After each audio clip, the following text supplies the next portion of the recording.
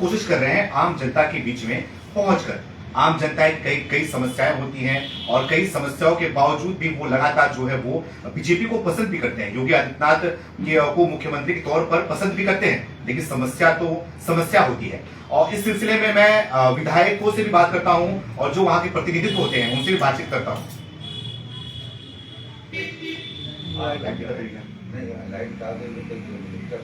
अच्छा, अब लाइट आई है, करेक्ट सर। अगर कुछ दिक्कत होगा फटाक से सो बढ़ा बाद में फिर ये हुआ कि विधायक जी क्या कुछ लाइट कटत बांट गई टेम्परेरी कटता ही रहता है। अच्छा। नहीं तो इसके पहले तो आप जान लीजिए कि 12-14 घंटा नगर में कटता था। 2-3 जिला वीआईपी था उस सब, लेकिन योगी के राज्य में सफाई वगैरह। हाँ, योगी के राज्य में पूरा प्रदेश वीआईपी है। ठीक है, देखते हैं कामयाबी है। जमीन पर कुछ और दिख रहा है विधायक जी? नहीं, दिखाई पड़ रहा है। हाँ। लेकिन अगर देखा जाए गांव में जो 8 घंटा आता था, आज भी 15-16 घंटा से कम नहीं आया। बात करेंगे और कैमरा बात करेंगे इसमें। शुरू करें।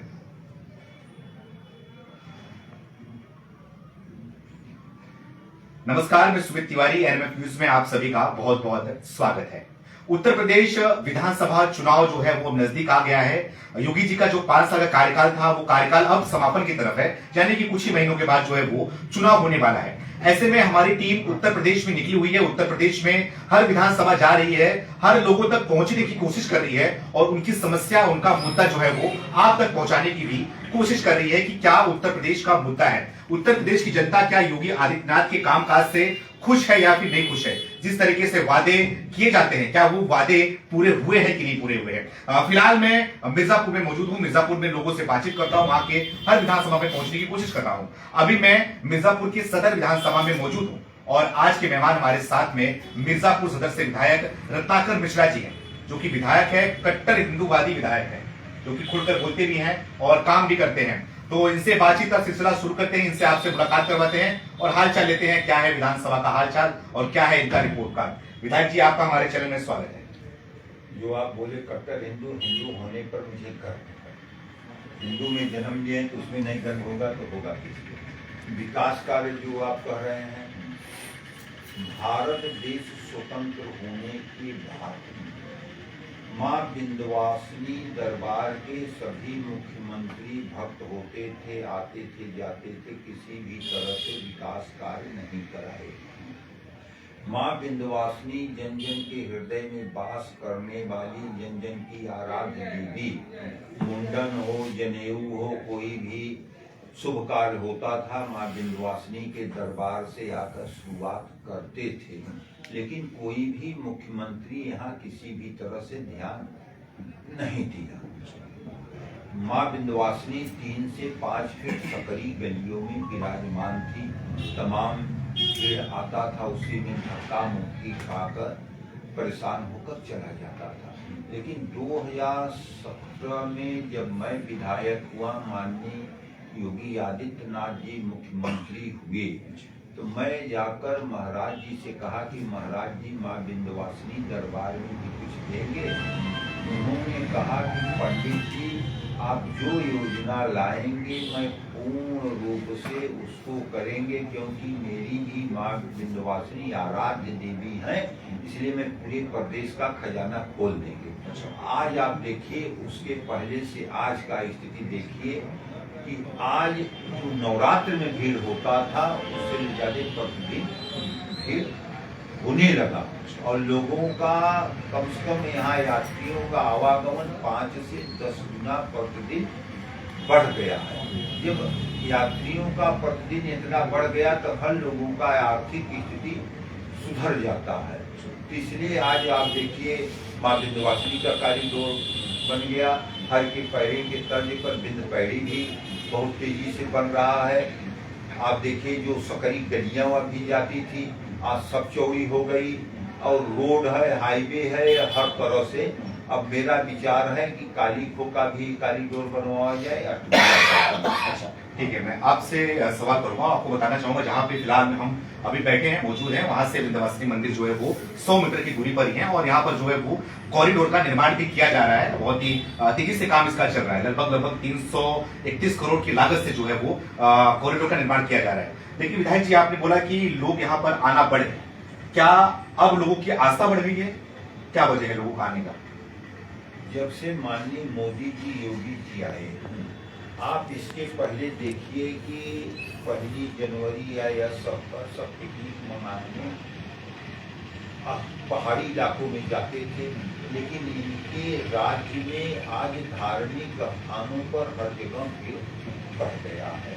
कारण क्या है कि अभी तक जो भी सुविधा दिया जाता था कब्रिस्तानों पर दिया जाता था, इस सरकार में पहली बार तीर्थस्थलों पर सुविधा देने के बाद मतलब उसका तो सुधरा ही, और लोगों का व्यापार का भी, रोजगार का भी साधन बढ़ना चालू हो। कब्रिस्तान से क्या दिक्कत हो? कब्रिस्तान बात कहाँ से आ रही है? कब्रिस्तान का दिक्कत क्यों नहीं?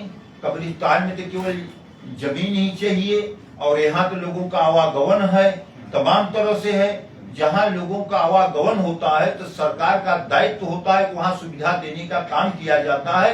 इसके पहले कोई भी सरकारें पब्लिक के लिए, हिंदू के लिए कोई भी तरह से कोई भी नहीं दिया जाता था। लेकिन माननीय योगी जी, मोदी जी के राज्य में, चाहे आप देख लीजिए अयोध्या हो, चाहे काशी हो, जहाँ भी नैमिषारण हो, जहाँ भी हर जगह आज दिए, हर जगह का आज भीड़ आप देखिए दिनों दिन बढ़ता चला। मुसलमान अगर देश के अंदर है तो मरेंगे कहाँ जाएंगे? कब्रिस्तानी में जाएंगे ना, तो उसका भी तो ध्यान रखना ही पड़ेगा। तो कब्रिस्तान में जाएंगे तो वहाँ तो जमीन कच्चा ही चाहिए ना, वहाँ पक्का का क्या है जरूरत? वहाँ तो गाड़ने का है काम, वहाँ गाड़ कर चले जाए, वहाँ क्या सुविधा उनको चाहिए? यहाँ तो मतलब तमाम तरह से आएंगे, जनेऊ करते हैं, मुंडन करते हैं, कराही करते हैं, कुल चलते, इनको हर तरह से सुविधा चाहिए कि नहीं? वहाँ गए, जैसे गंगा जी में सब जाते हैं श्मशान में, तो फूक कर चले जाएंगे, वहाँ क्या करेंगे? वहाँ तो श्मशान वैसे ही रहेगा। तो कब्रिस्तान में क्या जरूरत था वहाँ फालतू पैसा फेंकने का? कौन फेंका पैसा? पूर्व सपा सरकार फेंक, नाम बताइए। आपके मुलायम सिंह थे, अखिलेश थे, ये लोग फेंकते थे। और कौन फेंकते थे? बात तो वही हो गई, आप हिंदुओं के लिए सोच रहे, वो मुसलमानों के लिए सोच रहे थे। हिंदू के लिए क्यों न सोच? वोट बैंक है वो। हम लोग वोट बैंक का राजनीति नहीं करते, जो सही है उसके लिए करते हैं। उनके लिए भी सुविधा क्या नहीं दिया जाता? जो जायज है मानवता के आधार पर दिया जाता है। ये कहिए कि जो बहुसंख्यक है उसका मैं तिरस्कार करें, या नहीं होगा। वो लोग तो केवल वोट बैंक के लिए, उनको खुश करने के लिए, ये लोग हमारे कट नहीं जाए इसके लिए करते थे। मुझे वोट दे या न दे, मैं ऐसा कभी भी नहीं करेंगे। हम तो जो राम को मानेंगे, जो भारत माता को मानेंगे, हम उनका सहयोग करेंगे। जो नहीं मानेगा, मैं उनका नहीं। उनके पार्टी के सोचिए, एक उनके मंत्री रतबे भारत माता को डाइन कहा था, वो क्या किए? आप इससे सहमत हैं कि जिसको हम लोग माता मानते हैं उनको कोई डाइन कहे? यह देशद्रोह चलना चाहिए था उसपे, लेकिन उनका सरकार था, किसी तरह से नहीं, उनको मंत्री बनाए बैठाए थे। एक इनके नेता है भाटी करके हैं, वो ब्राह्मणों को ऊपर आपत्तिजनक टिप्पणी करते हैं। वैश्य का आपको तुलना कर दिया था ब्राह्मणों से। तो जो भी करता है, भारतीय जनता पार्टी के लोग जात बिरादरी का राजनीति नहीं करते। जो जात बिरादरी का राजनीति करता है उसको मुंह में कीड़ा पड़ने का काम होगा, ये जान लीजिए। और देखिए उसका जो डायन कहने वाला का जो दशा था, उसका भी उसी तरह से बुरा दिन आने वाला है। जातिवाद की बात कर रहे हैं आप, क्या आप यूजीसी का समर्थन करते हैं? किसका? यूजीसी बीच में आया था जो कानून, क्या उसका समर्थन कर रहे थे आप? ये तो ऊपर वाला क्या है क्या नहीं, अभी मैं उसको पूरा समझा नहीं है। इसको प्रवक्ता लोग इसका बयान देंगे, वो मेरा विषय नहीं है। बोलने से डर मतलब कि आप कहीं ना कहीं बच रहे हैं। नहीं, कोई जो है बोलने से नहीं कहा जाता कि बीजेपी जो है वो ब्राह्मणों के खिलाफ यूजीसी लेकर आई है। तो कोई नहीं ब्राह्मण के खिलाफ है। कैसे खिलाफ है? क्या है खिलाफ, आप बताइए। हाँ। कहीं नहीं है ब्राह्मण से खिलाफ। हम ब्राह्मण है, मुझे टिकट दिया है, मुझे जिताए हैं। कौन कहता है कि ब्राह्मण से खिलाफ? ब्राह्मण तो हमारे अटल बिहारी वाजपेयी थे, श्यामा प्रसाद मुखर्जी थे, दीनदयाल उपाध्याय थे, सब थे। और जो भी पार्टी है, सब पार्टी को अगर देखिए, बैठाने वाला ब्राह्मण। मेरा सवाल नहीं है, ये सवाल है जब मैं ग्राउंड पे जा रहा हूँ, लोगों से बातचीत कर रहा हूँ ना, अगर मैं ब्राह्मणों के बीच में जा रहा हूँ तो वो बीजेपी से तो कहीं ना कहीं खुश है, काम काज को साइड रखा जाए, लेकिन वो काम से बहुत नाराज है। दो चीज से, दो बिल से, एक तो SC ST से, और जिसका नाम लिया मैंने यूजीसी में ये है कि यूनिवर्सिटी के अंदर जो बच्चे पढ़ते हैं, ब्राह्मण बच्चे पढ़ते हैं, उनके लिए जो है वो उसके ऊपर कोई भी पिछड़ा दलित जो है वो केस कर सकता है, कुछ भी कर सकता है, उस पर सुनवाई जो है वो तत्काल जो की जाती थी। लेकिन लोग जो है इसका विरोध किए, सड़कों पर आए, यूजीसी को जो है सुप्रीम कोर्ट के द्वारा जो है रोक लगा दी गई है। और दूसरा जो परेशान है, SC ST एक्ट के द्वारा परेशान है यहाँ के ब्राह्मण, तो बहुत खफा चल रहे हैं इसमें, तो उसके बारे में क्या कहना चाहिए? ये जो आप कह रहे हैं ये आज से नहीं, ये पहले से था। और ये भी जो यूजीसी वाला था, ये विजय सिंह ने पेश किया था, अध्यक्ष वही थे। ये कोर्ट का मामला है, कोर्ट इसको। जी, आपके भी बहुत सारे उसमें विधायक और सांसद भी थे, नहीं प्रधान खुद थे उसमें। नहीं, मेन अध्यक्ष रख दिया। हाँ। तो सरकार उसको लागू नहीं किया है। हाँ। कोर्ट ने उसको स्टे दे दिया है। हाँ। तो उसको लागू नहीं किया। जब कोर्ट में चला गया तो कोर्ट के विषय में मेरा बोलने का कोई अधिकार नहीं है, ये जान लीजिए। कोर्ट के विषय में मैं टिप्पणी नहीं कर सकते। कोर्ट जो करेगा वो स्वागत योग्य रहेगा। कोर्ट हमेशा सही किया है, सही करेगा। ठीक है, चलिए अब आपकी विधानसभा के बारे में बात करें। क्या रिपोर्ट कार्ड है, कैसा काम किया? ये आप बताइए, आप घूम कर आ रहे हैं। मैंने जो काम किया, मैंने जो वादा किया था 2017 के चुनाव में, वादा से मैं ज्यादा काम किया हूँ। रामपुर घाट का मैंने वादा किया था कि रामपुर घाट पर मैं एक सेतु बनाएंगे। वो सेतु बनना चालू हो गया है, बड़ा तेजी से काम लगा है। और उसके बाद मैं गेट नंबर 12 पर रेलवे पर एक ओवर ब्रिज बात किया था, तो ओवर ब्रिज पर भी बन भी गया, उस पर आवागमन चालू हो गया। एक पुल के समांतर मैंने बात किया था 6 लेन का भी पुल का काम बड़ा तेजी से लग गया। एक पीपी का पुल का मैंने वादा किया था, पीपा का पुल भी कोल्वा कमासिन से कंपनी घाट के लिए उस पे आवागमन चालू हो गया। एक एक्स्ट्रा पीपा पुल मैंने विंध्याचल से अलग से आवागमन के लिए मैंने दे दिया।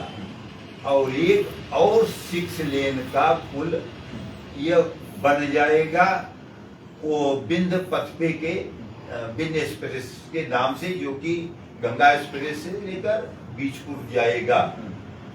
ये वादा नहीं किया था, वादा से ये ज्यादा काम हो रहा है। एक और मैंने अभी रिंग रोड के लिए दिया हूँ, और एक ओवर ब्रिज के लिए उसका भी यहाँ से कार्य योजना जा चुका है। यह समय नहीं, वो भी बनेगा। मैंने मेडिकल कॉलेज का वादा किया था, मेडिकल कॉलेज बनकर तैयार होकर कार्य में आ गया। मैंने यूनिवर्सिटी का वादा किया था कि माँ विंध्यवासिनी महा लक्ष्मी के नाम से जानी जाती है, सरस्वती का भी नगरी होना चाहिए। यहाँ यूनिवर्सिटी भी पढ़ाई चालू हो गया, यूनिवर्सिटी बन रहा है। सबसे बड़ा मैंने बिंद कॉरिडोर जो दिया, ये मतलब सबको फिर करते हुए ये हुआ। मेरा योजना है कि काली खोका भी कॉरिडोर बने, अष्टभुजा का भी बने। आप जानते हैं कि ये जब तीनों बन जाएगा तो विश्व का प्रथम स्थान विंध्याचल हो जाएगा, जो कि कॉरिडोर के नगरी के नाम से जाना जाएगा। इसके पहले यह मतलब बड़ा सक्रिय उसमें था, दुनिया में कोई भी कॉरिडोर के नगरी से नहीं जान लीजिए। अच्छा, ठीक, आप बताइए मुझे कि अब आपका क्या प्लान है, और अगले आप जो चुनाव में जाएंगे, आप वोट मांगने जाएंगे, अपने कामों को बताने जाएंगे, और आपकी बात समझ में आया, क्या आपको मुसलमानों का वोट नहीं चाहिए? मैं पहले ही कह दिया कि राम द्रोही, देश द्रोही एक भी मेरे नाम से मतपेटिका में डाल देंगे, मेरा मतपेटिका अशुद्ध हो जाएगा। ऐसे लोगों का मुझे वोट नहीं चाहता, जो प्रभु राम को मानते हैं, जो भारत माता को मानते हैं, बस मुझे उन्हीं का वोट चाहिए, नहीं तो मैं हारे या जीते, मुझे इन लोगों का वोट किसी भी तरीके से नहीं चाहिए, नहीं चाहिए। अशुद्ध हो जाएंगे अगर वोट मिल जाएगा तो। हाँ, अगर रामद्रोही का मिलेगा, देशद्रोही का मिलेगा, तो शुद्ध पूर्ण रूप से हमारा हो जाएगा। क्या मुसलमान रामद्रोही होते हैं क्या? यह नहीं, जो भारत माता को मानेंगे वो हैं। भारत माता को मानने वाले अब्दुल कलाम थे कि नहीं? गीता पढ़ते थे। तो देशभक्त, जो देशभक्त है उनका चाहिए। मुसलमानों में जो देशभक्त है वो देंगे तो हमारा सही रहेगा। अगर देश का जो नहीं, खाएंगे भारत का, गाएंगे पाकिस्तान का, ऐसे लोगों का मुझे किसी भी तरह से वोट नहीं चाहिए। यही बात वो करते हैं कि जबरदस्ती आप उनके मुंह में डालते हैं कि भारत माता की जय बोलो, वंदे मातरम। क्यों न बोले? इस्लाम में हराम है, कहां से बोल देंगे? क्यों नहीं बोलेंगे? खाएंगे यहाँ और गाएंगे पाकिस्तान के, ये नहीं चलेगा। ये जान लीजिए, इस्लाम की मानेंगे ना। हमारा मोदी राज्य है, योगी राज्य है, किसी भी तरह से माफियागिरी नहीं चलेगा। लेकिन इस्लाम को तो मानेंगे ना, वो इस्लाम को मानते हैं तो उसमें अपना माने, लेकिन भारत माता को भी मानना पड़ेगा।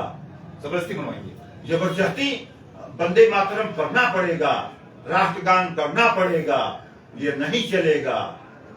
जिस देश में बहुसंख्यक हैं, आप देखिए वहां का अनादर कोई नहीं कर सकता, सब आदर करते हैं। लेकिन भारत देश में पूर्व सरकारें तुष्टीकरण के नीति के तहत इन लोगों को देशद्रोही बनाने का काम किया गया, ये अब नहीं चलेगा। अच्छा, योगी आदित्यनाथ ने कितना सुधार किया? पिछले 10 साल से मुख्यमंत्री हैं वो, उन्होंने कितना सुधार किया? जो सुधरे हैं वो सुधरे हैं। इन लोगों को कोई देशद्रोही को सुधार नहीं सकता। उनको प्रभु राम ही अपने पास बुलाकर सुधारने का काम करेंगे और प्रभु राम ही सब बुद्धि देंगे कि मुख्य धारा पर बहो, तभी आपका भला होगा, नहीं तो भला नहीं। विधायक जी, वो इनके आज नहीं, वो अल्लाह के पास जाएंगे, वो 72 उलू के पास जाएंगे, प्रभु राम के पास थोड़ी जाएंगे। पहले जान लीजिए, इनका 8 पीढ़ी, 10 पीढ़ी, 12 पीढ़ी पहले अगर कोई पूर्वज था तो प्रभु राम ही थे, दूसरे नहीं थे। ये लोग जो कायर लोग धर्म परिवर्तन करके गए हैं, इनको अपने राह में आना ही पड़ेगा। इंडोनेशिया में आप देख लीजिए, वहां भी तो है मुसलमान, लेकिन उन लोग रामलीला करते हैं कि नहीं है? रामलीला करते हैं, राम को मानते हैं, दुर्गा को मानते हैं, लक्ष्मी को मानते हैं। कहते हैं पूर्वज कभी बाप बदले नहीं जाते, मेरे पूर्वज वही हैं। ठीक है, हमारे कभी पूर्वज ने धर्म परिवर्तन कर दिए, लेकिन मेन तो हमारे राम ही हैं। आज देखिए, उनसे इन लोगों को प्रेरणा लेकर भारत माता को भारत माता करना चाहिए, प्रभु राम को अपना आराध्य मानना चाहिए। अच्छा ठीक है, तो आप योगी जी से क्या प्रेरणा ले रहे हैं खुद, और योगी जी कैसा काम कर रहे हैं, क्या उनके बारे में क्या सोच रहे हैं? योगी जी जैसा न भूतो न भविष्यतो न कोई मुख्यमंत्री हुआ था तो न होगा। बड़े बड़े माफिया आप देखिए प्रभु राम के पास चले गए। माफियागिरी किसी भी तरह से नहीं हो पा रहा है। इसके पहले देखिए माफियाओं का क्या बोलबाला था, किसी का बोलने का हिम्मत नहीं रहता था। आज अच्छे माफिया या तो जेल में चले गए, या प्रभु राम ने कहा आ जाओ मेरे पास, या प्रदेश छोड़कर भाग गए। यह योगी राज्य है। आज बहन बेटी आराम से 12 बजे रात, 1 बजे रात घूम रहे हैं, किसी का हिम्मत नहीं है कोई ताक दे। अगर कोई ताकेगा अगले चौराहे पर उसका जमराज इंतजार करता है। यह योगी राज्य है। ये योगी राज्य है, बाकी गरीबों के लिए, पिछड़ों के लिए, इन सब के लिए योगी जी सही तरीके से आखिरी छोर तक बैठे हुए इंसान तक पहुंच पा रहे कि नहीं पहुंच पा रहे? आप राम राम की बात बार बार कर रहे हैं। अयोध्या राम मंदिर बना, लोगों को बहुत खुश है, लोग वहां पे जा रहे हैं, और जाने के बाद लोगों ने दिल खोल कर वहां पर जो है वो चंदा चढ़ाया, दिल खोल कर पैसा दिया। यहाँ तक कि लोग अपने सोने, हीरे, चांदी सब कुछ चढ़ा दिया। लेकिन आपने देखा क्या नतीजा दिया? योगी जी के होने के बाद, मुख्यमंत्री होने के बाद भी राम मंदिर में चोरी हो गई, और छोटा मोटा चोरी नहीं है, बड़े पैमाने पर चोरी हुआ। जो भी चोरी हुआ, अगर माननीय योगी जी मुख्यमंत्री न होते तो कभी भी उजागर न होता। सभी लोग पकड़े गए। उजागर कराने वाले, उजागर कराने वाले भी अखिलेश यादव हैं, वो इस मुद्दे को उठाए। नहीं, रिपोर्ट लिखाकर SIT जांच कराकर उनको पूर्ण रूप से करें। अखिलेश जी क्या बात कर रहे हैं? अखिलेश जी के राज्य में विंध्याचल में दान पात्र का चोरी हुआ था 2016 में। आज भी केस दबाकर उन्होंने उसको उस समय ऐसे रख दिए, आज भी उनके पार्टी में ही वो नेता हैं, ये जान लीजिए। 2016 आप जाकर थाने में खकौड़ी, नाम लेकर बताइए। आप देख लीजिएगा, नाम मैं नहीं लेता, आप देख लीजिएगा कौन है चोर कौन नहीं, उन्हीं के पार्टी में आज भी विराजमान है। उसको क्यों नहीं उसके लिए बोल रहे हैं? नाम नहीं पता, लोगों को पता चलेगा ना विधायक जी। उनके पार्टी का है, सभासद है, आज भी है कहाँ उनके पार्टी में, विंध्याचल से ही है। आप जाकर उसको देखिए, हाँ। चोरी में वो पकड़ा गया था। नाम पता करना तो सर्च कर लो, पता चलेगा। हाँ, आप नाम सर्च कर लीजिएगा। और तहसीलदार ने रिपोर्ट लिखाया था, दूसरा नहीं, 2016 था, इसलिए उसको दाग दिया गया, दबाया गया। हाँ, माननीय योगी जी ने पूर्ण रूप से जो था उसको उजागर करके कार्रवाई कराने का काम किए। ये मामूली बात नहीं है, चोर चोर होता है कोई भी हो, लेकिन अखिलेश जी ने उसको देखिए कि ये भी खबर सामने आ रही है, कहीं से निकल के थोड़ी बहुत आ रही है कि इस बार बीजेपी जो है वो चुनाव लड़ेगी, वो मोदी के नाम पे ही लड़ेगी, योगी जी के नाम पे नहीं लड़ेगी। तो क्या लगता है, क्या सोचते हैं इसके बारे में, क्या फायदा क्या नुकसान होगा इसमें? माननीय मोदी जी, योगी जी हमारे नेता, माननीय मोदी जी के, योगी जी के नेतृत्व में पहला भी चुनाव माननीय मोदी जी के ही नेतृत्व में, चाहे 2014 हुआ हो, चाहे यहाँ का 17 हुआ हो, चुनाव लड़ा गया था। 2022 वाला चुनाव माननीय मोदी योगी दोनों लोगों के नाम पर लड़ा गया था, और यह भी चुनाव लड़ा जाएगा। फाइट कितना देखते हुए दिखाई दे रहे हैं, खासकर के अखिलेश यादव साहब? ये आप जान लीजिए, अखिलेश जी कहीं दूर दूर तक नहीं, 2017 से ज्यादा बहुमत आने का काम होगा। 17 से ज्यादा आप देख लीजिएगा, 17 से कम नहीं रहेगा। आप सोचिए, कोई ऐसी सरकार थी कि 80 करोड़ लोगों को फ्री में भोजन कराने का काम करे, सड़ जाता था, किसी देते नहीं थे। आज कोई भूखा मरने का काम नहीं कर रहा है, नहीं लोग आत्महत्या करते थे, वो करते थे। ये तो गरीबों का है। सरकार पूर्ण रूप से आयुष्मान कार्ड कोई दिया था, माननीय मोदी जी ने ही आयुष्मान कार्ड देने का काम किए, लोगों को आवास देने का काम किए, इज्जत घर देने का काम किए। भारत देश स्वतंत्र हो गया, हमारी बहन बेटियां अधेरे का इंतजार करती थी, कोई गाड़ी घोड़ा आता था तो मुंह छिपाने का काम करती थी शौचालय जाने के लिए। मतलब ये सब क्या नहीं मेरी सरकार किया है। गिनती कराएंगे तो घंटों लगेगा कि क्या क्या की है। अच्छा, आखिरी में क्या कहेंगे अखिलेश यादव, कुछ बोलना चाहेंगे कैमरे के माध्यम से? आगे बता रहे हैं उत्तर प्रदेश में मौरी लाल का सपना देखना उनका काम है, वो सपना देखे, जो अपने पिता का नहीं हो, जो अपने चाचा का नहीं होगा, तो जनता का क्या होगा। ये बस यही मेरा कहना है। अपने पिता को जो सम्मान नहीं किया, चाचा का नहीं किया, तो जनता का क्या करेगा। यही है हमारे सरकार में, जन जन का सम्मान करने का काम होता है। नीचे का बूथ अध्यक्ष भी व्यक्ति को टिकट देकर लड़ाया जा रहा है। एक आप सोचिए, वहाँ मजदूरी करने वाले को भी टिकट देकर बंगाल में जिताकर मंत्री भी बनाने का काम मेरे सरकार में होता है। कब कौन हो जाएगा इसका कोई पता नहीं रहता, और सब में तो कैसे होता है आप जान, कौन कब हट जाए उसका भी पता नहीं चलता। ऐसी बात नहीं, जो गलत रहेगा वो हटेगा। अच्छा। हमारे में सबका सम्मान है, जैसे प्रभु के उसमें था आदिवासी गिरवासी वनवासी सबका साथ सबका विकास। उस हिसाब से माननीय मोदी जी आदिवासी गिरवासी वनवासी प्रभु राम के भक्त होने के नाते सबका सम्मान करते हुए सबका साथ सबका विकास करने का काम कर रहे हैं। ठीक, बहुत बहुत धन्यवाद सर बात करने के लिए हमसे। और हमारे साथ में मिर्जापुर सदर से विधायक रत्नाकर मिश्रा जी जुड़े हुए थे, इनसे हमने तमाम सवालों का जवाब दिया और जवाब को हमने आप तक पेश किया। आपकी भी जिम्मेदारी बनती है कि आपकी राय कमेंट करके हमें जरूर बताएं क्या लग रहा है इस बार उत्तर प्रदेश में किसकी सरकार बनती हुई